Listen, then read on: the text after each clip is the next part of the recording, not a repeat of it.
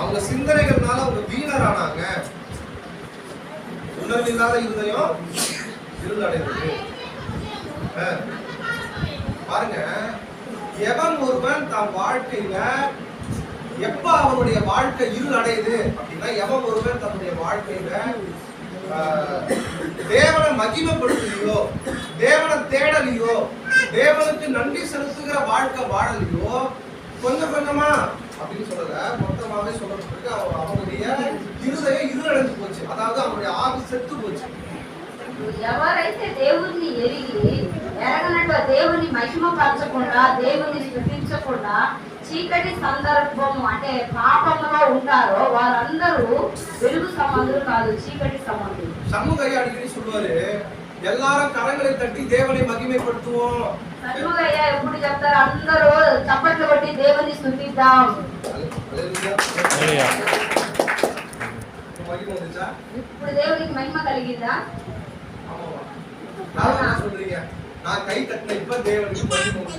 ఇప్పుడు నేను చప్పట్లు కొట్టాను, దేవునికి మహిమ కలిగిందని ఎవరు చెప్తున్నారు? అదేవయ్యా చెప్తే దేవునికి మహిమ కలుగును కాక. அவரை தேவன் என்று அறிந்து, ఆయన దేవుడని ఎరిగి, அவரை தேவன் என்று மகிமைப்படுத்தாமலோ நன்றி செலுத்தாமலோ, ఆయన దేవుడని ఎరిగి మహిమపరచకుండా కృతజ్ఞతాస్తుతులు చెల్లించకుండా அந்த சிந்தனைகளினாலே அவங்க வீணரானாங்க. వారి ఆలోచనల వల్ల వారు వ్యర్థులయ్యారు. நல்லா கவனிங்க, బాగా గమనించండి. என்னுடைய வாழ்க்கை எப்படி இருக்குது, எப்படி போயிட்டு இருக்குன்றது ரொம்ப முக்கியம். నా జీవితం ఎలా ఉంది, నా జీవితం ఎలా ప్రయాణిస్తున్నాను అని ఆలోచించడం చాలా ప్రాముఖ్యమైన విషయం. நான் என்னுடைய வாழ்க்கையை எதை நோக்கி நான் நகர்த்துறேன், எதை நோக்கி போயிட்டு இருக்கேன்றதை நீங்க ஒவ்வொருத்தரும் கவனிக்கணும். నా జీవితము ఏది గమ్యస్థానం ఏదిగా ఏ విధంగా నేను నడుస్తున్నాను అని ఆలోచించి గమనంగా నడవాలి. நான் தேவன் என்று அறிந்திருக்கிறேன், నేను దేవుడని ఎరిగి ఉన్నాను, ஆனா அவருக்கு செலுத்த வேண்டிய கணத்தை நான் செலுத்தாம போறேன், செலுத்தாம வாழறேன் அப்படின்னா அதோட அர்த்தம் என்ன அப்படின்னா, நீங்க கொஞ்சம் கொஞ்சமா தேவனை விட்டு விலகி போயிட்டே இருக்கீங்கன்னு அர்த்தம். దేవుని మహిమపరచాలి అని తెలిసి దేవుని మహిమపరచకుండా దేవునికి కృతజ్ఞతాస్తుతులు చెల్లించకుండా కొంచెం కొంచెంగా వెనక వెళ్తున్నావు అంటే దానికి అర్థం ఏమిటి అంటే చీకటిలోనికి మేము అగాధంలోనికి దిగిపోతున్నారు అనేది గుర్తింపు. இது வந்து பிரச்சனை இல்லையா, நீங்க அப்படி நடந்துக்கிறீங்கன்னு தெரியுமா? మీరు ఎందుకు, ఇది మీ సమస్య కాదు, మీరు అలా నడుచుకోవడానికి కారణం ఏంటో తెలుసా? பாருங்க, ஆண்டவர் தான் கடவுளே, ஆண்டவர் தான் எல்லாத்தையும் உண்டாக்குறாரு, యేసుప్రభువే దేవుడు, ఆయనే అన్నిటిని సృష్టించాడు, ஆண்டவர் தான் எல்லாத்தையும் நடப்பிக்கிறாரு, అన్ని దేవుడే జరిపిస్తున్నాడు, ஆண்டவர் தான் நம்முடைய வாழ்க்கையில எல்லாத்துக்கும் உதவி செய்யறாரு, దేవుడే అన్ని విషయాలకు మన జీవితంలో సహాయం చేస్తున్నాడు. இதெல்லாம் உங்க யாருக்கும் தெரியுமா தெரியாதான்னு கேட்டீங்கன்னா எல்லாருக்குமே தெரியும். అది ఈ విషయాలన్నీ మీకు తెలుసా తెలీదా అంటే అందరికీ కూడా తెలుసు. ஆனா நீங்க தேவனுக்கு நேரத்தை கொடுக்கிற நேரம் எவ்வளவு நேரம் என்று கணக்கிட்டு பாருங்க. అప్పుడు దేవునికి మీరు ఇచ్చే సమయం ఎంత ఇస్తున్నారు అని లెక్క పెట్టుకొని చూడండి. நான் வந்து எதுவுமே செய்ய மாட்டேன், నేను ఏమీ చేయను, நான் தேவனுக்கு கொடுக்க வேண்டிய நேரத்தை கொடுக்க மாட்டேன், దేవునికి ఇవ్వవలసిన సమయాన్ని ఇవ్వను, நான் தேவனுக்கு கொடுக்க வேண்டிய மகிமைய கணத்தை நான் கொடுக்க மாட்டேன், దేవుని మహిమపరచవలసిన సమయంలో నేను మహిమపరచను, ఆయనకి ఇవ్వవలసిన ఘనత నేను ఇవ్వను. ஆனா தேவன் எல்லாம் అయితే దేవుడు అన్ని నాకు ఇవ్వాలి. ஆமென், ஹல்லேலூயா. అవును అంటున్నారా? பாருங்க, இப்ப மரியாதை எங்க வீட்டுக்கு வராங்க, అయ్యాక మా ఇంటికి వస్తుంది, நான் வந்து என்ன பண்ணணும், నేనేం చేయాలి, நான் வந்து என்ன பண்ணணும், నేనేం చేస్తే மரியாதை எங்க வீட்டுக்கு வராங்க, என்ன பண்ணணும்? Very good. முதல்ல என்ன பண்ணணும்? మొదట ఏమనాలి? வெளியே நிக்க வச்சு பேசக்கூடாது, முதல்ல வீட்டுக்கு வந்து கூப்பிடணும். బయట నిలబెట్టి మాట్లాడకూడదు, లోపలికి రమ్మని ఆహ్వానించాలి. లోపల கூப்பிட்டு வச்சு என்ன பண்ணணும்? சக்கா சொல்லு. లోపలికి పిలిచి ఏం చేయాలి? அவர் தண்ணி தான் கொடுப்பாரு. சரி, பாருங்க, ஒவ்வொரு ஸ்டெப்பா சொல்ல வேண்டாம்.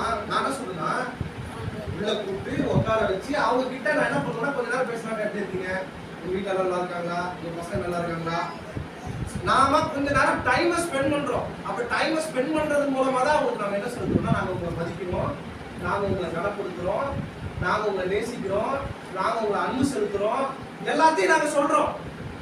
అలా ఆహ్వానించి ఇంట్లో కూకం పెట్టి ఆమెతో మాట్లాడడం వల్ల మంచి చెట్లు విచారించడం వల్ల వారి వారిని మనం గౌరవిస్తున్నాము అనేది అర్థం. நான் என் வீட்டுக்கு கூப்பிடலாம் மாட்டேன். ఆ ఇంటికి నేను తెలవను.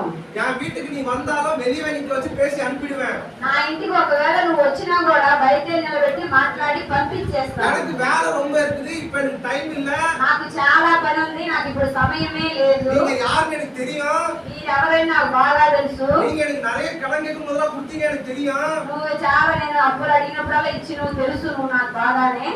ஆனா நான் என்ன பண்ண மாட்டேன். అయితే నేనేం చేయను. ஏன் வேலை தான் முக்கியம். నా పని నాకు ప్రాముఖ్యం. நீங்க வந்தீங்கன்னா டைம் இருந்தா பேசுவேன், இல்லன்னா வராதீங்க. நான் ஃபோன் பண்ணி கேட்டுவாங்க. அதுவும் అప్పుడు నాకు టైం ఉంటేనే నేను నీతో మాట్లాడతాను, లేదంటే ఫోన్ చేసి టైం ఉందా లేదా కనుక్కొని మా ఇంటికి రండి అని. ஒவ்வொருவரும் தேவனை தம்முடைய வாழ்க்கையில நீங்க எந்த லெவல்ல வச்சிருக்கீங்கன்னு யோசிச்சு பாருங்க. ఇప్పుడు ఈ విషయాన్ని ఎందుకు చెప్తున్నానంటే దేవుణ్ణి ఏ స్థానంలో మనం ఉంచి చేస్తున్నాము అని ఆలోచించాము. மனிதனுடைய சுபாவமே இருளத்தான் விரும்புதான். ఆ మనిషిని యొక్క స్వభావము చీకటి మాత్రమే ఆశపడుతుంది. பாருங்க, நீங்க யோவானுக்கு எழுதின சுவிசேஷம் 1ஆம் அதிகாரம் 10 இருந்து 13 வசனங்களை வாசிங்க. యోహాను సువార్త 1వ అధ్యాయము 10 నుంచి 13 వచనాలు 13 వచనాలు చదువుదాం.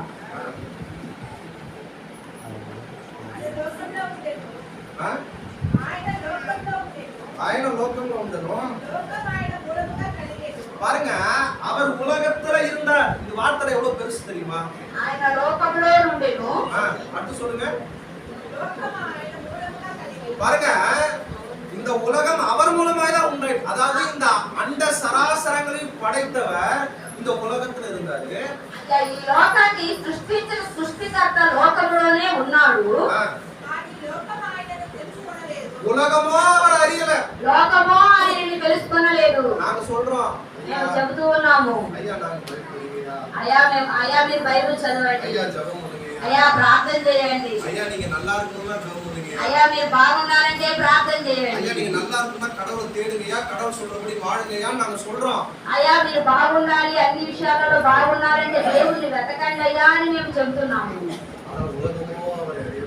అయితే లోకము ఆయనని అంగీకరించలేదు. வாசிங்க, தொடர்ந்து வாசிங்க.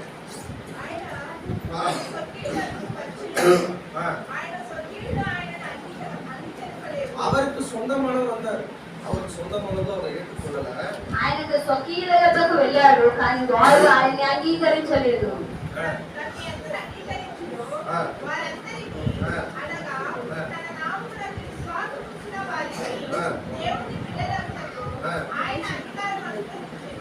பாருங்க, அடுத்து வாசிங்க, 19 வாசிங்க. 19వ వచనం చదవండి. இந்த வசனங்கள் எல்லாம் வாசிக்கும் போது நீங்க கவனிங்க. இந்த வசனங்களை சொல்ல 10-13 தான் இந்த வசனங்கள் சொல்லப்பட்டிருக்கு. அவர் தமக்கு சொந்தமானது வந்தாரு, அந்த ஜனங்க ஏற்றுக்கொள்ளல. సొంత ప్రజల యొద్దకు, స్వకీయులు అంటే తన సొంత ప్రజల యొద్దకు వచ్చారు, ఆయన్ని వారు అంగీకరించారు. அவங்க சுபாவம் எப்படி இருந்ததுன்னா, వారి స్వభావం ఎలా ఉందంటే, நீங்க என்ன வேணா பண்ணுங்க, நீங்க என்ன வேணா பேசுங்க, நாங்க எல்லாம் கேட்போம். అయితే మీరు ఏదైనా చెప్పండి, మీరు ఏదైనా చెయ్యండి, మేము వింటాము, ஆனா நாங்க ஏற்றுக்கொள்ள மாட்டோம், అయితే మేము అంగీకరించము, செய்ய மாட்டோம். మేము దాన్ని చెయ్యము. அதான் கரெக்டான வார்த்தை. அங்கீகரிச்சோம்னா பொதுவா பாலிஷா பேசாம இருக்குது. ஆனா நீங்க என்ன வேணா பேசுங்க, நாங்க எல்லாத்தையும் ஒத்துக்குவோம், எல்லாத்தையும் கேட்போம், ஆனா என்ன பண்ண மாட்டோம். అన్నిటిని మేము వింటాము, చూస్తాము, కానీ దాని ప్రకారంగా మేము చేయము. நீங்க யோவானுக்கு எழுதின சுவிசேஷம் 1ஆம் அதிகாரத்திலிருந்து நான் 8ஆம் அதிகாரம் வரைக்கும் படிச்சு தியானிச்சிருக்கேன்.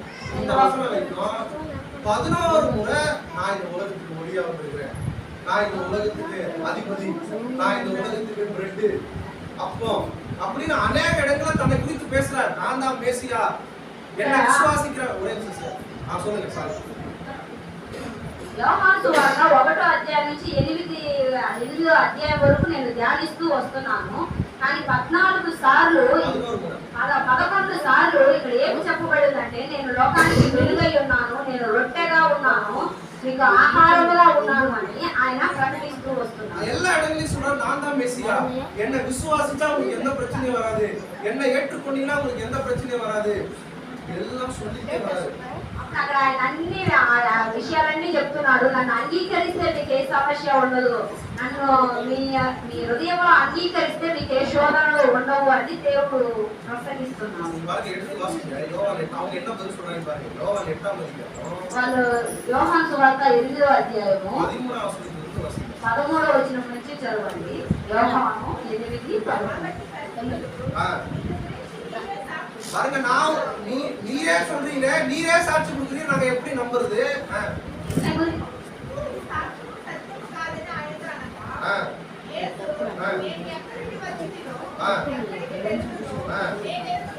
பாருங்க, நான் எங்க வந்துருக்கிறேன், நான் எங்க போக போறேன், எனக்கு எல்லாம் தெரியும். నేను ఎక్కడి నుంచి వచ్చాను, నేను ఎక్కడికి వెళ్ళబోతున్నాను అనేది నాకు అన్ని తెలుసు. ஆனா அடுத்தவர் என்ன சொல்லிருக்கணும், நானா என்ன சொல்லிருக்கணும், நீங்க எங்க இருந்து வந்தீங்க, நீங்க என்ன போக போறீங்கன்னு உங்களுக்கு தெரியாது அப்படின்னு சொல்லிருக்கணும். ஆனா அவர் என்ன சொல்றாரு, நான் எங்க இருந்து வந்தேன், எங்க போறேன்னு உங்களுக்கு தெரியாது. అయితే ఆయన ఏం చెప్తున్నాడంటే, నేను ఎక్కడి నుంచి వచ్చానో ఎక్కడికి వెళ్తానో తెలుసు అని. అదే సమయంలో నేను కానీ ఉంటే నేను ఎక్కడి నుంచి వచ్చానో నేను ఎక్కడికి వెళ్తానో తెలియదు అనేవాడు.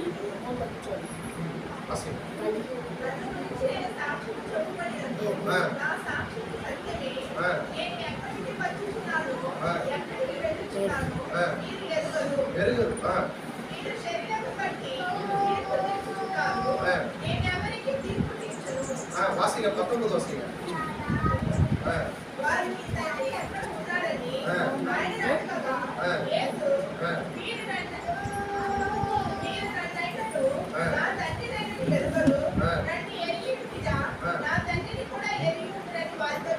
பாருங்க, இயேசு கிறிஸ்து தான் ஊழியத்தை ஆரம்பித்ததிலிருந்து இந்த இது வரைக்குமே 8ஆம் அதிகாரம் வரைக்குமே அநேக அற்புதங்களை சொல்லியிருக்காரு. குருடனுக்கு பார்வை கொடுத்தாரு, லெப்ரசி அதாவது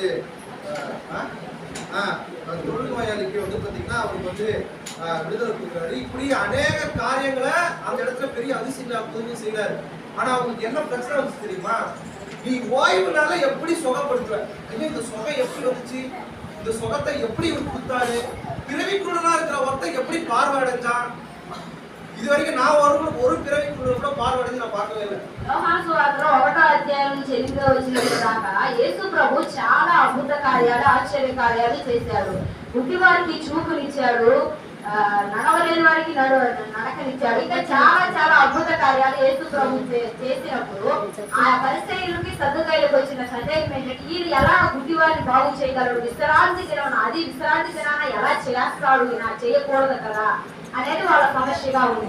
ஆனா நீங்க இந்த வசனங்கள் எல்லாம் பாத்தீங்கன்னா அந்த பரிசேயர்கள் வேதம் பாடத்தோட மனநிலை எப்படி இருந்துச்சுன்னா, இதெல்லாம் பார்த்தாலும் கூட அவங்க అయితే ఈ అద్భుత కార్యాలు అన్ని చూసినా కూడా వారి హృదయం ఎలా ఉందయ్యా అంటే చీకటి కమ్ముకునే ఉంది.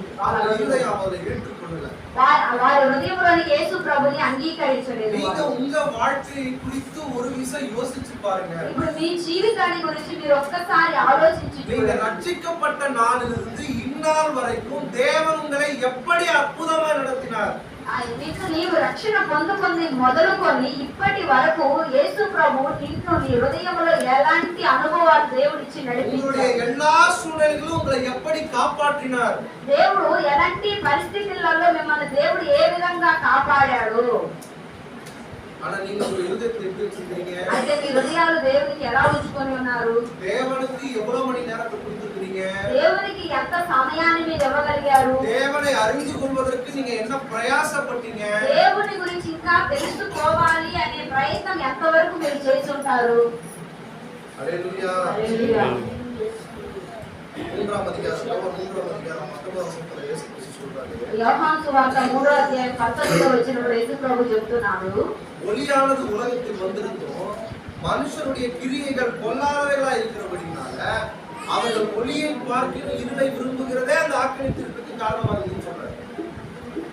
வாசிங்க பாருங்க, பொறுமையா வாசிங்க. வெளுகு லோகலோகி அதாவது లోకంలోకి వచ్చెను గాని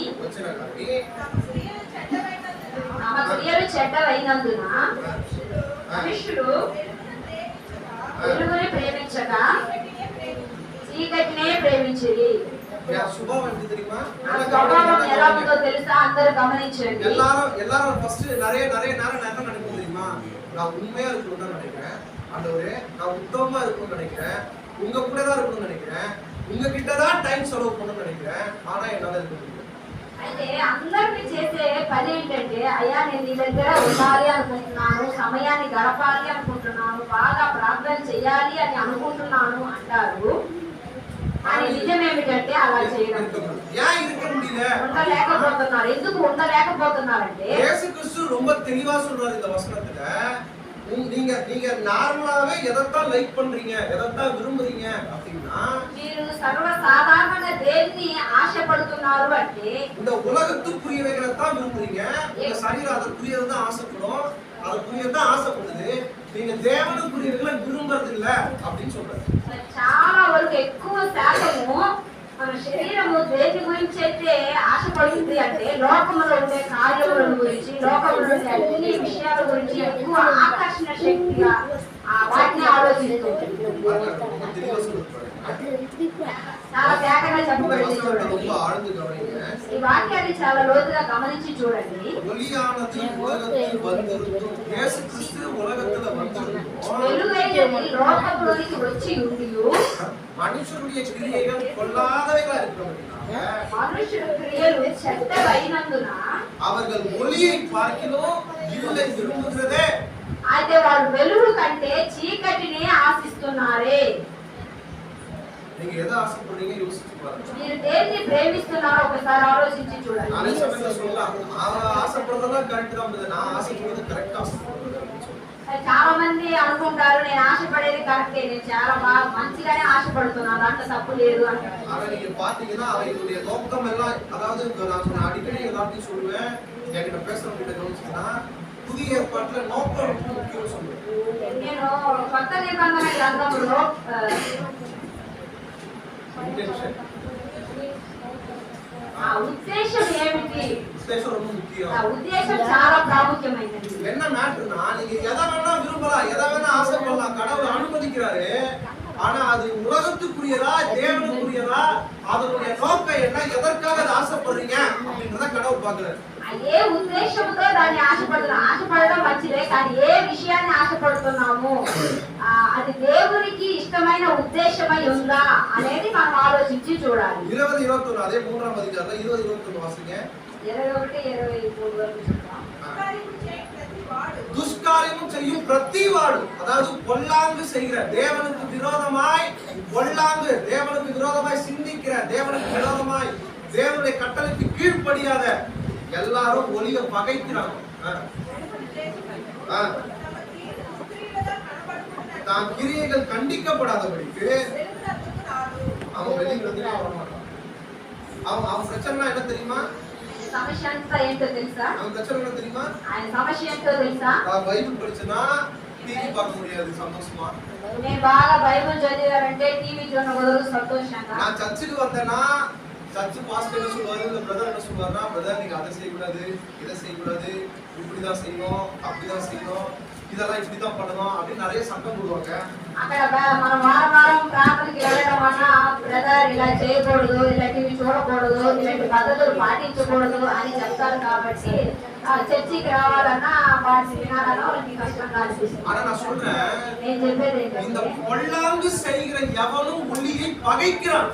ఈ చెడు క్రియలు చేసేవారు చీకటిని వెలుగుని వద్దనుకుంటారు. தம் கிரியைகள் கண்டிக்கப்படாதபடிக்கு அவங்க பைபிள் கிட்டே வர மாட்டாங்க. వాళ్ళ క్రియలు కనబడకుండా ఉండడానికి వెలుగు దగ్గరికి, బైబిల్ దగ్గరికి రాకుండా ఉంటారు. வரவே மாட்டாங்க. நீங்க பாருங்க, அவங்களோட செக் பண்ணி பாருங்க. వాళ్ళు రావాలంటే చూడండి, దగ్గరికి రాలేదా? நீங்க உலகத்தின்படி வாழ்றீங்க அப்படின்னா நீங்க பைபிள் படிக்கிறது ஞானத்தை கொடுக்க மாட்டீங்க. మీరు లోకానుసారంగా ఉంటున్నారు అంటే బైబిల్ చదవడానికి మీరు సమయమే ఇవ్వరు. இது மிகப்பெரிய அடையாளம். ఇది గొప్ప గుర్తింపు. உங்களுக்கு மனசே வராது, அதாவது ஆசை இருக்கும், ஆசை வேற மனசு வேற.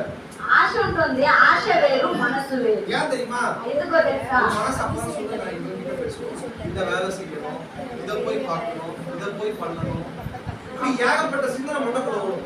అప్పుడుగా మనకు ఆలోచనలు వస్తుంటాయి, ఇక్కడికి వెళ్ళి మాట్లాడాలి, వాళ్ళ దగ్గరికి వచ్చి అది ఇవ్వాలి, లేదంటే ఇది చెయ్యాలి, వాళ్ళ దగ్గరకు వెళ్ళాలి అని ఆలోచనలు వస్తూ ఉంటాయి. நீங்க பைபிள் படிச்சிட்டீங்கன்னா தெரிஞ்சுக்கிறீங்க, மாறிடுவீங்க. బైబిల్ మీరు చదివినట్లయితే మారిపోతారు. ஆனா நீங்க பைபிளை படிக்காத வரைக்கும், தேவனுடைய வார்த்தை உங்க இருதயத்துல இருக்காத வரைக்கும் இத ஒருத்தரும் மாற்ற முடியாது. ஒருத்தரும் எதுவுமே பண்ண முடியாது. நான் 1 மணி நேரம் இல்ல 4 மணி நேரம் நின்று பிரசங்கம் கேட்டாலும் பிரசங்கிச்சாலும் நீங்க உட்கார்ந்து பேசிட்டே இருந்தாலும் இப்ப நிறைய பேர் மைண்ட்ல வேற எங்கேயாவது ఇప్పుడు నేను బైబిల్ చదవకుండా మీ మనసు మారదు. నేను గంట సేపు 4 గంటల సేపు కూర్చొని చక్కగా బోధించినా సరే మీ మనోభావాలు ఎక్కడెక్కడో తిరుగుతూ ఉంటాయి. 21 வசனத்துல சொல்றாரு, சத்தியத்தின்படி செய்கிறவனோ தன் கிரியைகள் தேவனுக்குள்ளாக செய்யப்படுகிறது என்று வெளியாகும்படிக்கே ஒரே இடத்துல வருகிறோம்.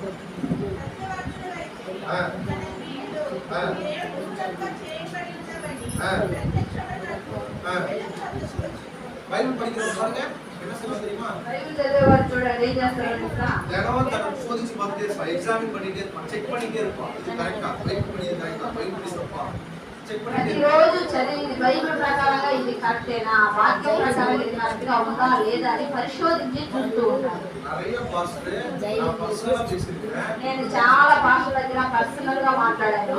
இந்த வசனம் இப்படி சொல்றது நீங்க பேசிட்டு இல்ல நான் கேட்கிறேன்.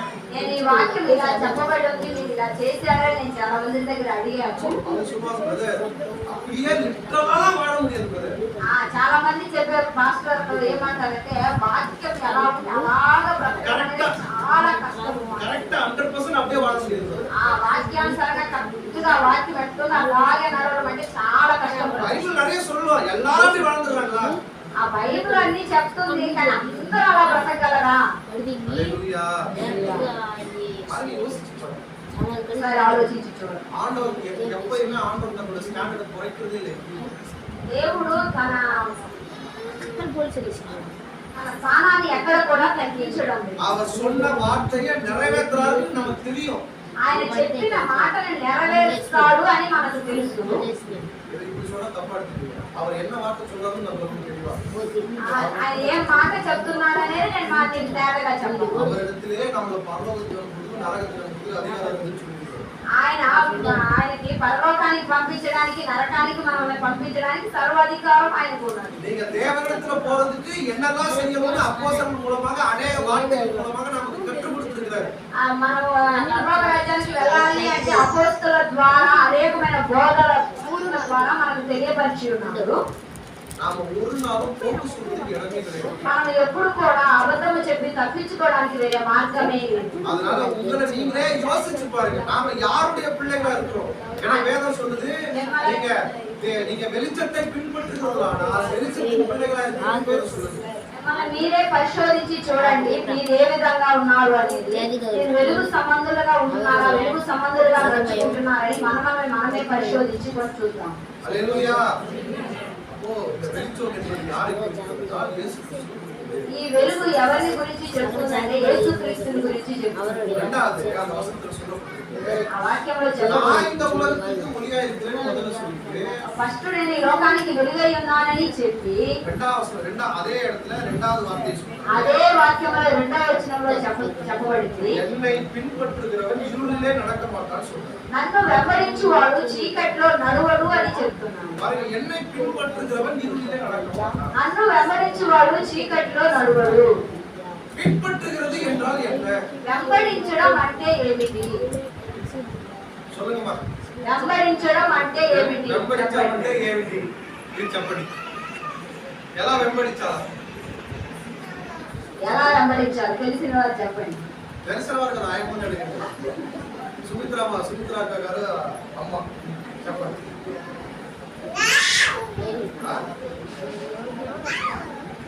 చెప్పండి, ఎలా వెంబడించాలి దేవుణ్ణి? వేద వాక్యంతో ఎలా? எடுத்து வாசிங்க. சங்கீதத்தின் புஸ்தகம் 119 சங்கீதம் கீர்த்தனோ 119 105 வசனத்தை எடுத்து வாசிங்க. 119 சங்கீதம் 105 வசனம். 119 కీర్తనలు 105 వచనం చదువు.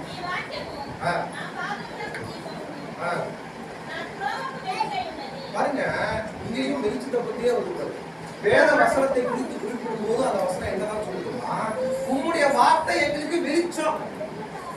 ఈ వాక్యాన్ని చెప్పేటప్పుడు ఇక్కడ కూడా చూడండి, ఈ వాక్యము మా పాదములకు దీపమై ఉన్నది.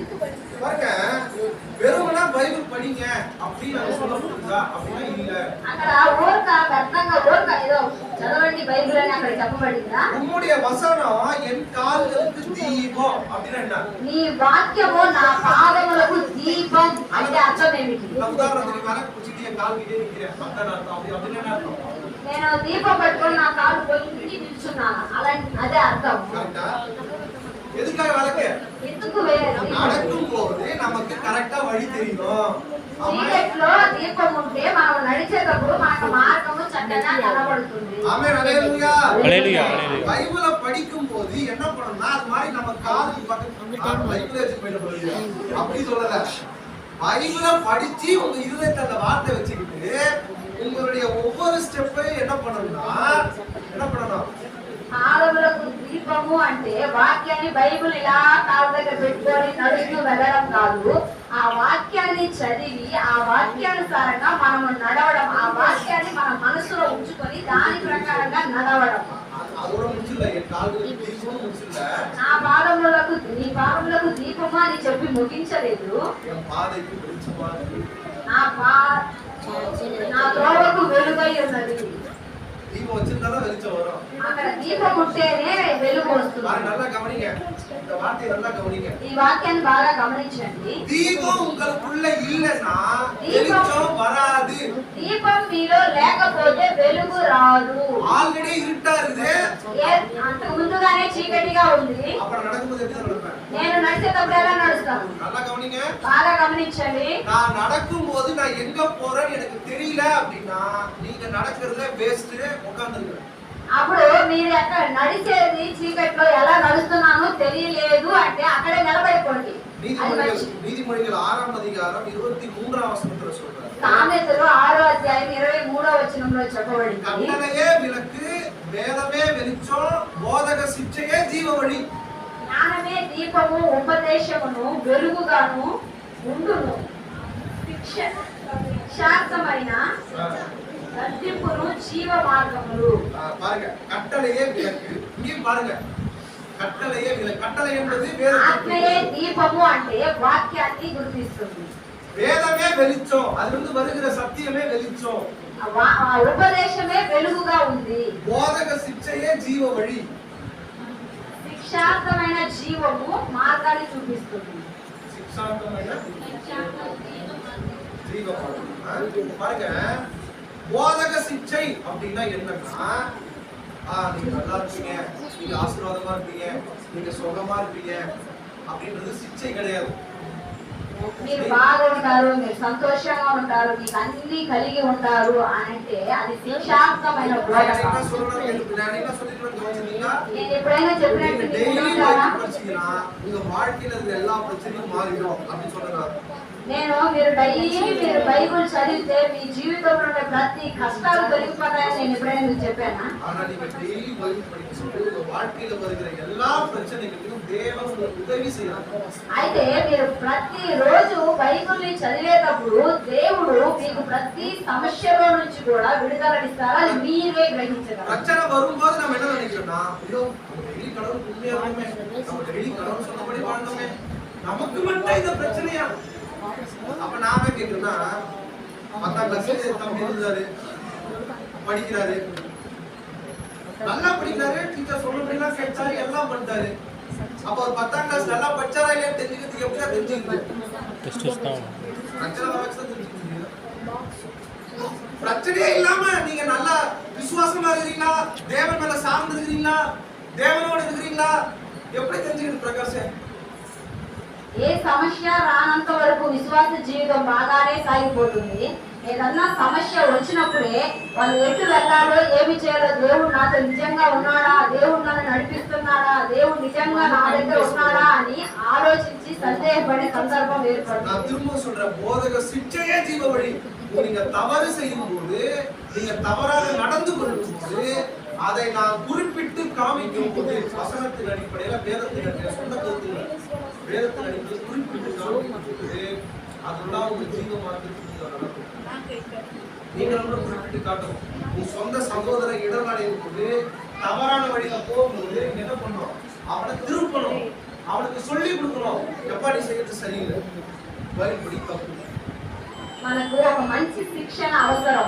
దేవుణ్ణి తెలుసుకొని చెడు మార్గంలో నడుస్తున్నాము, చెడు కార్యాలు చేస్తున్నాము, దేవుని ఇష్టం లేని కార్యాలు మన సహోదరులైనా మన రక్త సంబంధికులైనా చేసినప్పుడు మనం ఏం చేయాలయ్యా అంటే ఆ వాక్యాన్ని చెప్పి గద్దించాలి వారిని. ఇలా చేయకూడదు, దేవుని వాక్యానికి అనుకూలమైన పని నువ్వు చేయడం లేదు, ఇది సరిలేదు, నువ్వు సరిదిద్దుకొని వాక్యము ద్వారా హెచ్చరించే వ్యక్తులుగా ఉండాలి. వెంబడించడం అంటే ఏమిటంటే వెంబడించడం అంటే ఏమిటి? ఏమంటే దేవుని వాక్యాన్ని చదివేది మాత్రం வேதத்தை வாசிக்கிறது மாத்திரமல்ல, வாக்கியாన్ని చదవడం మాత్రము కాదు, அதன்படி செய்வதும் அதன்படி வாழ்வதுமே. అలాగు చేయడము వాక్యానుసారముగా జీవించడమే. வெறுமனா அது மாத்திரமல்ல, వ్యర్థంగా అది మాత్రమే కాదు, நாம நம்முடைய ஐக்கியத்திலும் கவனம் இருக்கணும். మనం మన ఐక్యములో కూడా గమనంగా ఉండాలి. హల్లెలూయా. అనేక సమయంలో நம்ம ஐக்கியம் ஒருவரோடு கரெக்ட்டா வச்சிருக்குது. మనం చాలా మంది ఒకరితో ఒకరు సరైన ఐక్యత పెట్టుకొని ఉండడం లేదు. దేవుని பின்பற்றுவது என்பது, దేవుని వెంబడించడం అనేది வெறுமனா அவர் சொன்னதன்படி செய்யறதும் அவர் சொன்னதன்படி வாழ்றது மாத்திரமல்ல, ఆయన ఏదో చెప్పాడు అని చేయడము నడవడం అనేది కాదు, దేవుని மக்களோடு நம்ம ஐக்கியம் உள்ளவர்களா இருக்கணும். దేవుని సంబంధులతో దేవుని పిల్లలతో మనం ఐక్యత కలిగి ఉండాలి. பாருங்க 2 கொரிந்தியர் 6ஆம் அதிகாரம் 14 నుండి 18 వచనాలను వాసించండి. 2 కొరింథీయులు 6ఆం అధ్యాయం 6వ అధ్యాయము 14 నుండి 18 వచనాలను వాసించండి. 14 నుంచి 18 వరకు చదవండి. வாசிங்க சீக்கிரம்.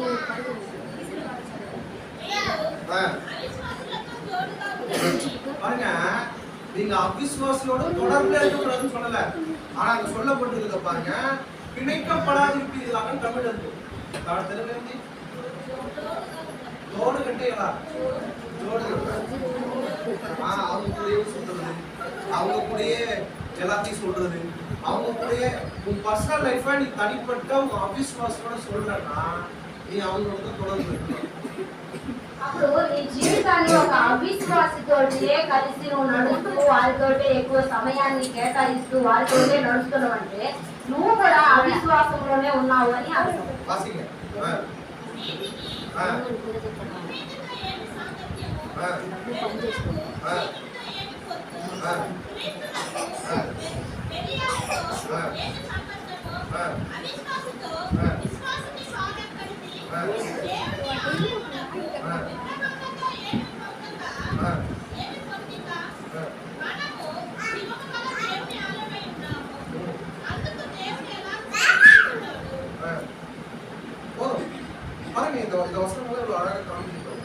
వాక్యాలన్నీ చాలా తేటగా చెప్తున్నాయి. ஒளியிலே இருக்கிறேன் என்று சொல்லியும் சகோதரனை மறைக்கிறவன் இருளதான் இருக்கிறான். ఒకడు నేను వెలుగులోనే ఉంటున్నాను అని తన సహోదరుని ద్వేషించువాడు చీకట్లోనే ఉంటున్నాడు. నా సహోదరునితో అன்பు కూర్రని ఒకడు சொல்லி ఒకడు నా సహోదరుని నేను ప్రేమిస్తున్నాను అని చెప్పి అతన్ని అతడు ప్రేమించలేదు అంటే ఆ వ్యక్తి కూడా చీకట్లోనే ఉంటున్నాడని అర్థం. నీ యొక్క ఐక్యత ఎవరితో ఉందో ఒకసారి పరిశోధించి చూడండి. ஹல்லேலூயா. அவரை பின்பற்றுதல் என்பது 2 விஷயம் இருக்குது. ஒன்று, நாம நம்மளுடைய சகோதரனோடும் தேவனோட ஐக்கியமா இருக்கிறது. இரண்டாவது, அவருக்கு கீழ்ப்படிவது. ఆయన వెంబడించడము అనేది మనం ఆయన మన సహోదరునితో ఐక్యంగా దేవునితో కూడా కలిసి నడవడమే. அவருடைய வார்த்தைக்கு கீழ்ப்படிகிறது. ఆయన వాక్యానికి కూడా లోబడడం. இல்லன்னா நான் யாரோடையும் ஐக்கியமா இருக்க மாட்டேன், சர்ச்சு முடிஞ்சோட டப்புன்னு கிளம்பிடுவேன், யாரோடையும் பேசலாம் மாட்டேன், எதுவும் பண்ணலாம் மாட்டேன், யார் எக்கடிக்கெல்லாம் போட்டோம், நான் வந்தது ஏதோ ஒரு நேரம் சத்தியத்தில் ஆத்துறாரு, நான் கேட்டேன், நான் போனேன், அப்படிலாம் நீங்க வந்தீங்க இருந்தீங்க, ஒரு ஐக்கியம் யாரோட நான் இல்லை. உங்க சகோதரன் நிறைய பேர் வச்சுக்கோங்க, என் கூட போனாங்க, என் கூட போன தம்பி இல்லை, ரட்சிக்கப்பட்ட பரிசுத்தாவி பெற்ற தேவனால் தெரிந்து கொள்ளப்பட்ட ஒவ்வொருவரும் யாரு? ஹல்லேலூயா. அவங்க எல்லாரையும் நீங்க பேசணும், அவங்க எல்லாரோடையும் நீங்க பழகணும், அவங்க எல்லாரோடையும் நீங்க பேசணும், எல்லாரோடையும் உண்மையா இருக்கும், ஒத்துமையா இருக்கும். இப்படிப்பட்ட ஐக்கியத்தை தான் தேவனோட ஐக்கியம்னு வேதவசனம் சொல்லுவோம். మనం మందిరానికి ఆదివారం పునర్కారణ ప్రాంతానికి వస్తున్నాము అంటే ఇది అందరికీ అర్థమై ఉంటుంది. ఎందుకంటే ఇది వాక్యం కాదు, మామూలుగా చెప్పవలసిన విషయాలు చెప్పాడు కాబట్టి అందరికి అర్థమైంది. நீங்க தேவனை பின்பற்றுகிற, நான் தேவனுக்கு கீழ்ப்படுகிறேன் அப்படின்னு சொல்ற போது நீங்க நினைக்கணும், நான் தேவனை கனப்படுத்துறேன் அப்படின்னு சொல்லும் போது நீங்க நினைக்கணும், என் வாழ்க்கையை நான் எதை நோக்கி வச்சிருக்கிறேன். அவர் ஒளியா இருக்கிறார், அவர் ஒளியா இருக்கிறதுனால அவரை பின்பற்றுகிற நானும் ஒளியா தான் இருக்கேன். ஒருவேளை நான் அவரை உண்மையா எப்படி பின்பற்றுறேன்னா நான் ஒளியா இல்ல, இன்னும் இருளான வாழ்க்கை தான் வாழ்ந்து. నేను ఆయన వెంబడిస్తున్నాను అంటే నేను వెలుగులో నడిచే వ్యక్తిగా ఉండాలి. వెలుగులో నడిచే వ్యక్తిగా ఉంటేనే ఆయన వెంబడించినప్పుడు, వెలుగులో నడుస్తున్నాను అని చీకట్లో నడవడం. மூணாவது பாயிண்ட் அவர் என்ன சொல்றாரு, 8ஆம் அதிகாரம் 12ஆம் வசனத்துல, என்னை பின்பற்றுகிறவன் இருளிலே நடவாமல் அவன் ஜீவ ஒளியை அடைந்திருப்பான். నన్ను వెంబడించువాడు వెలుగులో నడుస్తూ జీవ మార్గముకి చేరుకొనును అని రాయబడింది. అలాగే చెప్పారు. பாருங்க 8ஆம் அதிகாரம் 12ஆம் வசனத்துல சொல்லப்பட்டிருக்கு. 8:12 అధ్యాయము 12వ వచనంలో చెప్పబడింది. யாரெல்லாம் இயேசு கிறிஸ்துவை பின்பற்றுகிறார்களோ, ఎవరంతా యేసు ప్రభువుని వెంబడిస్తారో அவர்கள் ஜீவ ஒளியை அடைந்திருப்பார்கள். அதாவது அவங்க தேவனோடு இணைக்கப்படுவார்கள், அவங்க பரலோகத்துல சேர்க்கப்படுவாங்க. వారు జీవపు వెలుగులో నడిపింపబడతారు, వారు పరలోక రాజ్యంలో చేర్చబడతారు, లేదంటే దేవుని యొక్క వెలుగులో వారు ప్రవేశిస్తారు. இது மாத்திரமல்ல, இன்னும் అనేక పనులను வந்து దేవుడు சொல்லியிருக்கிறார். அதாவது దీని గురించి అనేక దేవుని వెంబడించే విషయాల గురించి చెప్పబడి ఉంది. இயேசு கிறிஸ்து అనేక இடங்கள்ல என்ன பின்பற்றுகிறதுனால என்ன ஆசீர்வாదం வருது, నన్ను వెంబడించడం ద్వారా మీకు ఏమి మేలు కలుగుతుంది అనేది చాలా సందర్భాలలో యేసు ప్రభు చెప్పారు. యోహాను 1ஆம் அதிகாரம் யாரும் படிக்கறதா நான் படிக்கிறேன், நீங்க அப்ப வீட்டுல படிச்சுக்கோங்க. యోహాను సువార్త 1వ అధ్యాయం ఎవరు చదవనవసరం లేదు, నేను చదువుతాను. 1ஆம் அதிகாரம் 5ஆம் வசனத்துல சொல்றாரு, இருளானது அதை பற்றிக் கொள்ளுகிறது இல்ல, చీకటి దాన్ని అంగీకరించడం లేదు. அதாவது நீங்க இந்த உலகத்துல வாழுகிற போது எந்த பிரச்சனை வரும்போதோ நீங்க இடறி கீழே விட மாட்டீங்க. தேவன் உங்களுக்கு உதவி செய்யறார், அந்த ஞானத்தையும் அந்த அறிவையும் உங்களுக்கு தராரு. ఏ చీకటి మిమ్మల్ని ఏమీ చేయలేదు. దేవుని వాక్యానుసారంగా మీరు ఉండేటప్పుడు ఆ చీకటి కార్యాలు వచ్చినప్పుడు మీరు స్థిరముగా నిలబడగలుగుతారు. எபேசியர் 5ஆம் அதிகாரம் 8ஆம் வசனத்தின்படி நீங்க தேவனுடைய பிள்ளைகளாய் மாற்றப்படுகிறீர்கள். ఎఫెసీయులు 5వ అధ్యాయం 1వ వచనం ప్రకారంగా మీరు దేవుని పిల్లలుగా మార్చబడుతున్నారు. நாம இயேசு கிறிஸ்துவை பின்பற்றுகிறதன் மூலமாக, இயேசு கிறிஸ்துவை விசுவாசிக்கிறதன் மூலமாக அவருடைய சொந்த பிள்ளையா நம்மளை ஏற்றுக்கொள்றார் ஆண்டவர். యేసు ప్రభువుని మనం వెంబడించడం ద్వారా, ఆయన పోలికగా జీవించడం ద్వారా சொந்த பிள்ளை ஏற்றுக்கொள்றார். ఆయన సొంత కుమారునిగా ఆయన మనల్ని అంగీకరిస్తున్నారు. நிறைய பேருக்கு இதெல்லாம் ரொம்ப சாதாரணமா இருக்குல்ல, చాలా మందికి ఇది చాలా సర్వ సాధారణంగా అనిపిస్తుంది కదా. நான் சொல்றேன்னா, இயேசு கிறிஸ்து என்ன பார்த்து நான் இயேசு கிறிஸ்து அப்பான்னு நான் கூப்பிடுறேன்னா, యేసు ప్రభుని చూసి తండ్రి అని నేను పిలిస్తే ఎలా ఉంటుంది? எவ்வளவு பெரிய பாக்கியம், ఎంత భాగ్యం కదా. அவருடைய சொத்தமா எனக்கு சொல்லுங்க, ఆయన సొత్తంతా ఆయన యొక్క ఆస్తంతా నాకే సొంతం కదా. నిజమే కదా, சொல்லுது బైబిలే వాక్యం చెప్తుంది. அவர் உங்களுக்கு அப்பாவானால் அவருக்கு நீங்க சுதந்திரமாமே இருக்குது. பேதுரு எழுதுறாரு, మీరు వారికి కుమారులైతే మీరు స్వతంత్రులై ఉన్నారని రాయబడి ఉంది. நீங்க இந்த உலகத்தின் ஆசீர்வாதங்களுக்காக நினைக்காதீங்க, தேவன் அதற்கு மேலான உன்னதமான ஆசீர்வாதத்தை நமக்கு பரலோகத்துல வைத்திருக்கிறார். அதனால நீங்க இந்த இடத்துல இருக்கிற இடத்துல சந்தோஷமா நினைங்க. ஆண்டவர் நமக்கு எவ்வளவு உதவி செஞ்சிருக்கிறார், நமக்கு எவ்வளவு காப்பாத்திருக்கிறார், நமக்கு எவ்வளவு மேலான வாய்ப்புகளை கொடுத்திருக்கிறாரு. அதுக்காக நீங்க தினமும் ஆண்டவர் நன்றி சொல்லுங்க. దేవుడు మనకు ఎన్నో ఆశీర్వాదాలు ఇచ్చాడు, ఎన్నో మేలులు ఇచ్చాడు. కాబట్టి మనం దేవునికి ఎల్లప్పుడూ కృతజ్ఞతాస్తుతులు చెల్లించుకుందాం. ఆమేన్, హల్లెలూయా. அது மாத்திரமல்ல, எபேசியர் 5ஆம் அதிகாரம் 8ஆம் வசனத்தின்படி அவரை பின்பற்றுகிறவர்களாய் 5వ అధ్యాయం 8వ వచనం நாம் அவரை பின்பற்றுகிறவர்களாய் இருப்போமானால் ஒருவரோடு ஒருவர் ஐக்கியப்பட்டிருப்போம். మనం ఆయన వెంబడించే వారిగా ఉన్నట్లయితే ఒకరితో ఒకరు ఐక్యత కలిసి ఉంటాము. ఆమేన్, హల్లెలూయా. కడసియా ஒரு சில வசனங்களை வாசித்து நம்ம முடிச்சிடலாம். చివరిగా కొన్ని వాక్యాలు చదివి మనం ముగించుకుందాం. எபேசியர் 5ஆம் அதிகாரம் 1 to 21 வசனங்களை நம்ம வாசிப்போம்.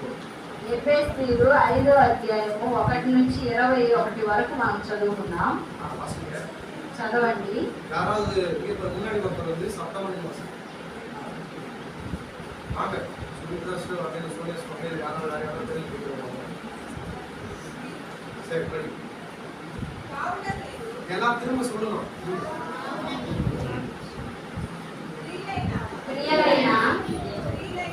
ప్రియులైన పిల్లల వలె దేవుని పోలికగా నడుచుకొనుడి.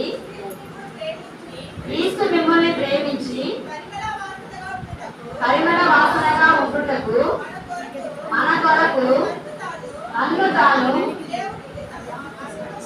దేవునికి అర్పణముగాను బలిగాను అర్పించుకొనెను. అలాగుననే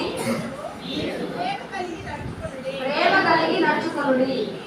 మీలో జారత్వమే కానీ ఏ విధమైన అపవిత్రతయే కానీ சொல்லாதவங்க தனியா சொல்லுங்க. అందరూ కలిసి ఒకసారి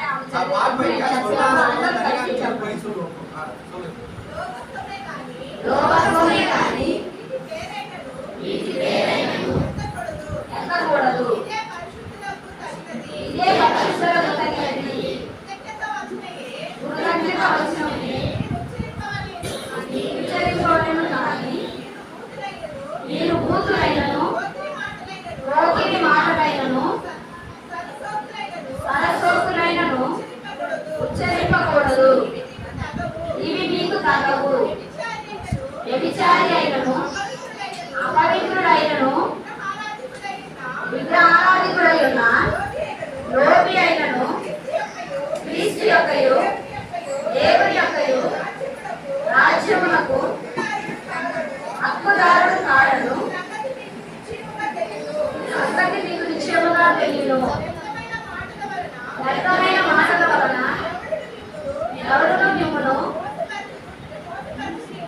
మోసపరచనీయకుడి. ఇది క్రియల వలన దేవుని ఉగ్రత అవిధేయులైన వారి మీదికి వచ్చును కనుక మీరు అట్టి వారితో వారి ఉండకూడి. మీరు పూర్వమందు చీకటై ఉంటిరి, ఇప్పుడైతే ప్రభువునందు వెలుగై ఉన్నారు. వెలుగు ఫలము సమస్త విధములైన మంచితనము నీతి సత్యమును వాటిలో కనబడుచున్నది. కనుక ప్రభువుకు ఏది ప్రీతికరమైనదో దాన్ని పరీక్షించుచు వెలుగు సంబంధుల వలె నడుచుకొనుడి. నిష్ఫలమైన అంధకార క్రియలలో కాలివారై ఉండగా వాటిని కనిపించుడి. ఏలయనగా అట్టి క్రియలు చేయువారు రహస్యమందు జరిగించు పనులను గురించి మాట్లాడుట అయినను అవమానకరమై ఉన్నది. సమస్తమును ఖండింపబడి వెలుగు చేత ప్రత్యక్షింపబడును. ప్రత్యక్షింపబడుచున్నది ఏదో అది వెలుగే కదా. అందుచేత నీవు మేల్కొని క్రీస్తు నీ మీద ప్రకాశించునని ఆయన చెబుతున్నాడు. இந்த வசனங்களெல்லாம் என்ன சொல்லுவாங்க? கடைசா நான் ஒரே வசனத்தை மாத்திரம் ஹைலைட் பண்ணிட்டு சொல்லி முடிக்கலாம். 8ஆம் வசனத்துல சொல்றாரு, முற்காலத்துல நீங்க இருட்டா இருந்தீங்க, நீங்க இருட்டதான் இருந்தீங்க, இப்பொழுதோ கர்த்தருக்குள் வெளிச்சமா இருக்கிறீங்க. அதனால வெளிச்சத்தின் பிள்ளைகளா நடந்து கொண்டிருக்கேன். పూర్వకాలముందు మీరు చీకట్లో ఉన్నారు, ఇప్పుడైతే వెలుగు సంబంధులుగా ఉన్నారు. அதனால வெளிச்சத்தின் பிள்ளைகளா நடந்து கொண்டிருக்கேன்.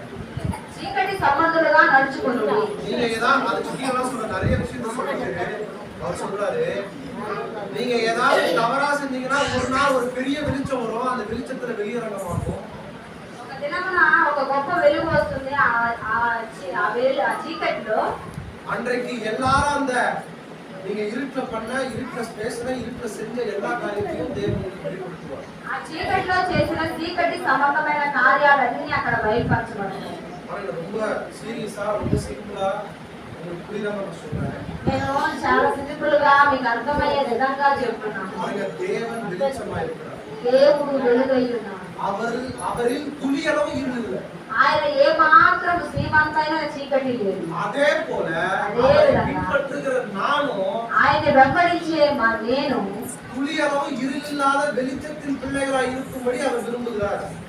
శ్రీమంతైన చీకటి లేని వారిగా నడవాలని ఆశపడుతున్నాను. அப்படி துளி அளவு இருள் இருந்தாலும் தேவன் நம்மை ஏற்றுக்கொள்ளுகிறது இல்லை.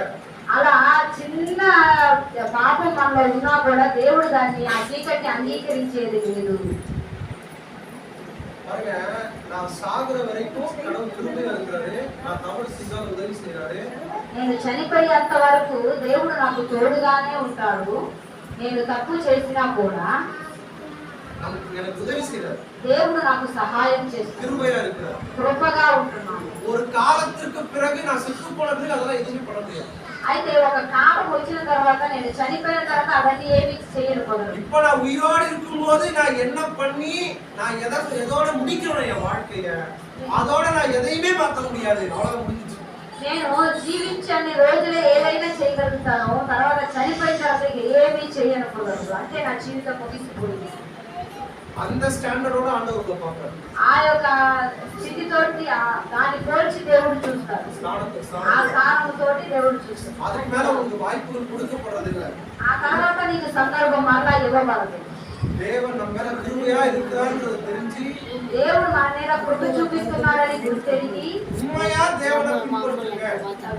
యథార్థంగా దేవుడిని వెంబడించండి. ஏதோ நான் சண்டேக்கு சர்ச்சுக்கு வந்தேன், உட்கார்ந்தேன், கேட்டேன், போனேன், திரும்பி திங்கட்கிழமையிலிருந்து நான் பழைய வாழ்க்கைய வாழ்ந்தேன் அப்படின்னு இல்லாம ஒவ்வொரு நாளும் தேவனுக்கு பயப்படுகிற பயத்தோடு என் வாழ்க்கையை நான் வாழ்றேன்னு ஒரு முறை செக் பண்ணி பாருங்க.